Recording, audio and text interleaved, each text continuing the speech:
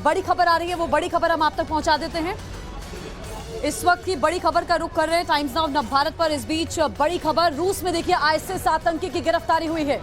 Russia से बड़ी खबर मिल रही है, आईएसआईएस का आतंकी गिरफ्तार हुआ है। भारत में हमले की साजिश रच रहा था यह आतंकी, आत्मघाती हमले की साजिश रच रहा था, मतलब आत्मघाती हमलावर था ये, और भारत में बड़ी साजिश को अंजाम देना चाहता था। आईएसआईएस का यह आतंकी बताया जा रहा है जिसकी गिरफ्तारी रूस से हुई है। भारत में हमले की साजिश ये आतंकी रच रहा था, पूरी रणनीति, पूरी प्लानिंग की हुई थी कि किस तरह बड़ी साजिश को अंजाम देना है, और ये बड़ी साजिश को अंजाम दे पाता उससे पहले उसकी इस बड़ी साजिश को नाकाम कर दिया गया। शिवानी में और जानकारी देंगी। Shivani, over to you. ISIS का आतंकी रशिया से पकड़ा गया जो भारत में बड़ी साजिश को अंजाम देना चाहता था।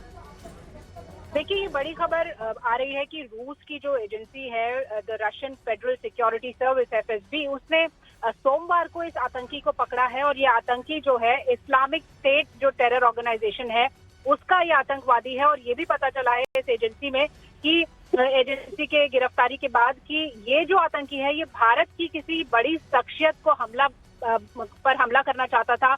ये एक सुसाइड बॉम्बर हो सकता था और उसकी ये तैयारी कर रहा था। तो जब इसकी गिरफ्तारी हुई है और उसके बाद इससे पूछताछ की गई है रशिया में, तो ये पता चला है कि जो इस्लामिक स्टेट का आतंकवादी है ये भारत में हमला करना चाहता था, उसकी ये पूरी रणनीति बना रहा था। और उसके पास जो चीजें बरामद हुई हैं उससे ये पता चलता है कि वो एक्सप्लोसिव इस्तेमाल करके, यानी खुद को वो बॉम्ब से उड़ाना चाहता था। जो फिदाइन अटैकर्स होते हैं उसी तरह का एक हमला यहाँ पर ये प्लान कर रहा था। तो ये अभी बड़ी खबर आ रही है कि रूस में इस तरह के एक आतंकी को पकड़ा गया है जो भारत में किसी बड़ी शख्सियत पर हमला करना चाहता था, उसकी रणनीति थी। और साथ ही शिवानी, जानकारी ये भी है कि भारतीय जनता पार्टी के नेता इसके रडार पर थे। वो 2047 तक इस्लामिक राष्ट्र बनाना है, वो टूल किट शिवानी कोई भूला नहीं है जिसमें ये जिक्र था कि बीजेपी के नेताओं को, उनके ऑफिसेस को, उनके आवास को हमला उस पर करना है, उस पर निशाना साधना है, वो कोई भूल नहीं सकता। क्या इसमें कोई कनेक्शन हम मान सकते हैं?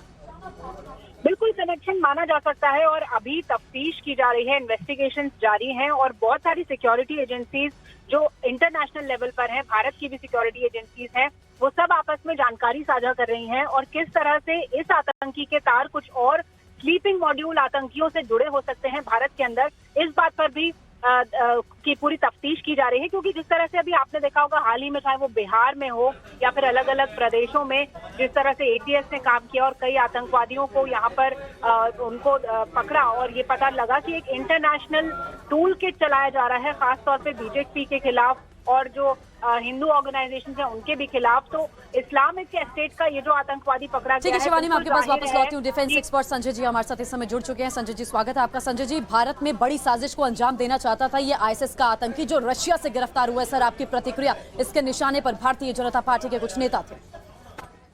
ऐसा है कि ये पहली बात तो है कि भारत और रशिया के हमेशा से दोस्ती के संबंध रहे हैं और एक इसका सबसे बड़ा मिसाल जो अब नजर आ रही है कि उन्होंने आईएसआईएस के जो आतंकवादी को गिरफ्तार किया है।